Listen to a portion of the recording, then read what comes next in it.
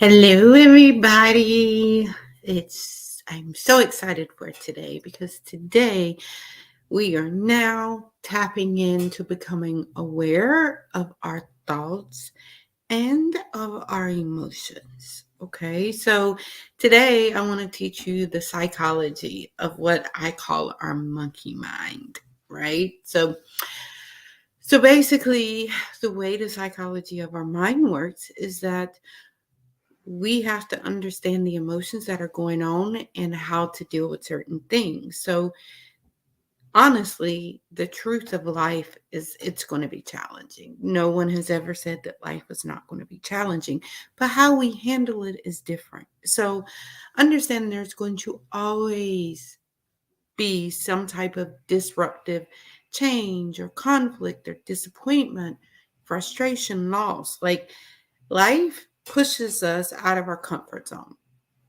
And we have to make hard choices sometimes. And sometimes terrible things will happen. And so the thing is, we need to do our best to deal with it all. But the truth is, we were never taught.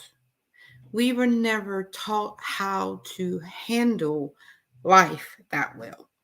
And we don't consciously evaluate how best to proceed, and we deliberately create different things in life. Like sometimes we deliberately create situations that are not good for us. But during this process, I want to teach you how to create better circumstances, right? Instead of us having knee jerking reactions to things that happen around us, because that's what we know. It's like we're constantly putting out fires, and whichever fire is burning the hardest is the fire that we're going to put out first. And because it's burning the highest, it's the biggest fire at that point. So what this 30 days to mindfulness is going to teach you is how to put up your smoke detector, how to be able to not have those knee jerk reactions to things that happen around us. And so I want to get you out of that automatic response and those negative habits. So sometimes our thoughts and our emotions and our behaviors are on autopilot because that's all we've ever done. That's all we know. That doesn't mean that it's right. And in fact, oftentimes we aren't even aware of the fact that we have a choice. And that if we were more aware of what was going on the inside of our mind and how our thoughts were responding to the stresses of life, that we could eliminate a great deal of our suffering. This is what I've been talking about in earlier recordings and teachings is like when we pray for help, but so many times we're stuck in this autopilot with our behaviors and our emotions and our thoughts that we're even unaware that we're creating the chaos, right?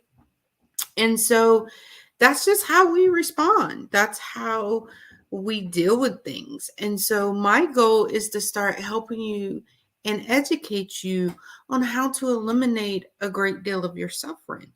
So I want you to see that it's not that the challenges of life are what causes us problems. The majority of our negative experiences are caused by having an untrained human brain, to be honest. The most important reason for us to be mindful is so we can combat the dysfunctional, negative, and compulsive thinking. And what happens is this results into stress and negative emotions. But when we're trying to make our minds the enemy here, that's what we're not trying to do, because so often that's what we think is we make our minds the enemy. And I want us to not make our mind the enemy. I want us to try to understand our mind better so that we can minimize the stresses. We can have unnecessary emotional suffering. Mindfulness will help you master this thing that I call the monkey mind. Um, so Buddhists, people that, practice Buddhism, they call that chattering and negative internal voice that exists in our mind, that when we're in that, we're not in the state of awareness, but we're in the monkey mind. The monkey mind is a place where we can change things. We can be in a state of mindfulness. And oftentimes, the monkey mind of mindfulness is the complete opposite of what mindfulness needs to be. But the thing is, the good news is that when we get good at observing the monkey mind, we can take its power away from disrupting our life. It could no longer have that control. So I want to kind of go through a few things real quick to help you understand like what a monkey mind looks like. So if you understand it, then you can possibly understand the reasons of why we often think the way that we do. So one of the things that we need to look at is having a negativity bias. And that is, so many people live in that. And that's where we're assuming the worst. And it's like we're assuming the worst as like it's a matter of survival, when a one small mistake could cost you your life. That's not true. That may have been true back in the day for our ancestors. And we learned that to assume the worst case scenario as a way of protecting themselves. That's what they used it for. So an example of that, if you heard rustling in the bushes, their mind would assume that it may be something trying to eat them, which would trigger their body to go into fight or flight mode. Makes sense, right? But even if they were 99% wrong, it was worth it, because one time that they minimized, it could have cost them their life, right? We don't live in that life anymore. But because that has been taught and carried for ancestors and ancestors, we're constantly living that way. And so what happens is we use that negative thought and we use that to as a way of minimizing our pain, but that's not really what is going on. Our brains are just hardwired to avoid anything that is painful, and that also blocks us from seeking the joy that we want and deserve. So basically what happens is we have two spectrums. It's either painful or it's joy, but we're eliminating the middle. We're forgetting the middle. And so the thing is, today in our society, we don't have that constant threat of life or death. So it's easy for our fight or flight to be being activated into minor stresses that we deal with in life. And so this makes it easy for us to be sucked in what we call psychology, or that treadmill, or that hamster wheel where we just keep running and we're going nowhere first. And so basically what that does is it confuses things. So I first want to tell you that understand that stress is hardwired into our brain, and we expect negativity and we try to get away from it. But what happens is everything isn't stressful. And so we create this conflict within ourselves, and we have a tendency to think negatively about everything. But if we choose a different way of thinking about situations, that reminds us that we don't have any real fear. There's no reason for us to be worried about a saber-toothed tiger sitting over there in the woods, coming out of the bushes to come get us. So we can kind of relax a little bit. Um, Another aspect that we often deal with is what we call desired certainty. And that is our brain has created some type of certainty. So what happens is we resist change. We refuse to see things for what they really are and our context. And and out of context. So what happens is we evolve to analyze our past and we evaluate our future. So that means that even when change would be positive for us, we continue to do the same things that hold us back because we're familiar with them. But once we become aware of this tendency for our brains to try to sabotage positive change, what we can do is we could choose to override that and override our instincts and commit to life changes that we're wanting to make. The next thing is confirmation bias. And this is another powerful aspect of our brain function. Um, so basically, what happens is when we use the confirmation bias, what it does is it influences our perception to see and experience what we believe to be true. So, in other words, you can have two people experience the same thing, yet have a total different experience. And one of my favorite memes that I've seen is to describe this is that you had these two brothers that are sitting on the side of the street talking, and one is in a suit and he talks about how successful he is, and he says the reason he became so successful was because his father was an alcoholic. But then you have the other brother sitting there who isn't successful. He says, I'm homeless because my father was an alcoholic.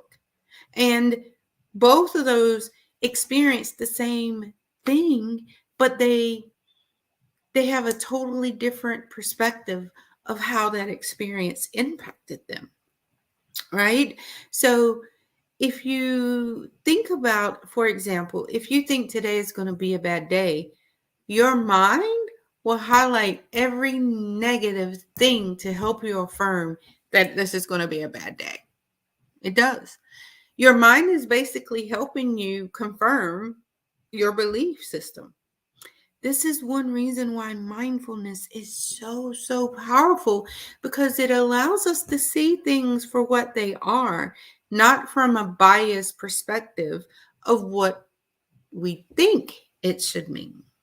Just because you're running late for work does not mean that the rest of your day has to be bad because one thing happened. But when you think in your mind, like, oh God, this is going to be a terrible day, then guess what? That's what you're going to get. You're going to get that terrible day. So I'm going to cancel, clear, delete that because I don't want a terrible day.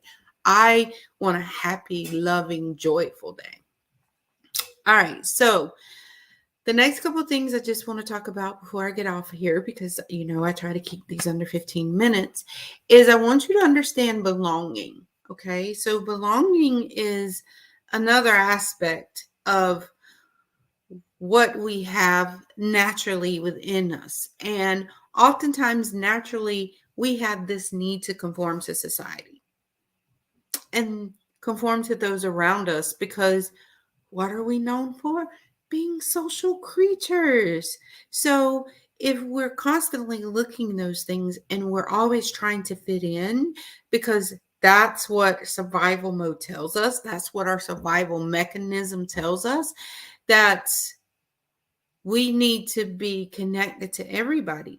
But this survival mechanism works in a group. Like we were taught that it works in the group, but that's not necessarily the case because we're not going out in a group to hunt. We're not going out in a group to take care of the village. That's not what we're doing. So that idea of society and having to belong really doesn't truly fit anymore, because that's really, it creates this preoccupation with ourselves. And what does that do the most? We compare ourselves with others. And we also have this huge need to be accepted by others, which can truly push us away from following our purpose and living life that is truly in alignment for us. Right? So becoming mindful of our influences and how we relate to other people, guess what? We regain our power back. We regain the power back over our decisions, and we can make a decision that is best for us and not what we think the world wants, or not what we think society wants. None of that. Okay? So that's why it is essential for us to understand how our monkey mind operates and understand that if we truly want lasting change, we can have that through being mindful. So, being mindful allows us to choose and be able to manage our thoughts better, where we spend our energy, and our ability to determine our own destiny. So, just know that whenever you're experiencing anything in life, it's interpreted by our brain, which means in a split second, our brain compares it to what it is by talking through your senses, which tells us what is going on in our experience. So, what I want you to do is try to take a snapshot and try to ask yourself real quick, what is going on? What does it mean? How should I feel about it? And what should I do? And understand our brain automatically does that. But if you are always expecting the worst, then guess what? Your brain's going to answer and identify those 4 questions in the worst thing that our body needs. So tomorrow we're really going to dig more deeply into the brain and how it rapidly interprets all of these things and how we can shift that and make it a more enjoyable situation.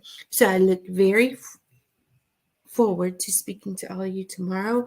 I'm sending you lots of love and gratitude, and I hope you all have an amazing day. Speak it into existence. Believe that you're going to have a beautiful day. And tomorrow we will finish up talking about our monkey mind, the psychology behind it, and then we're going to dig a little more into certain emotions that we're constantly experiencing. So until tomorrow, sending you lots of love and light. Goodbye.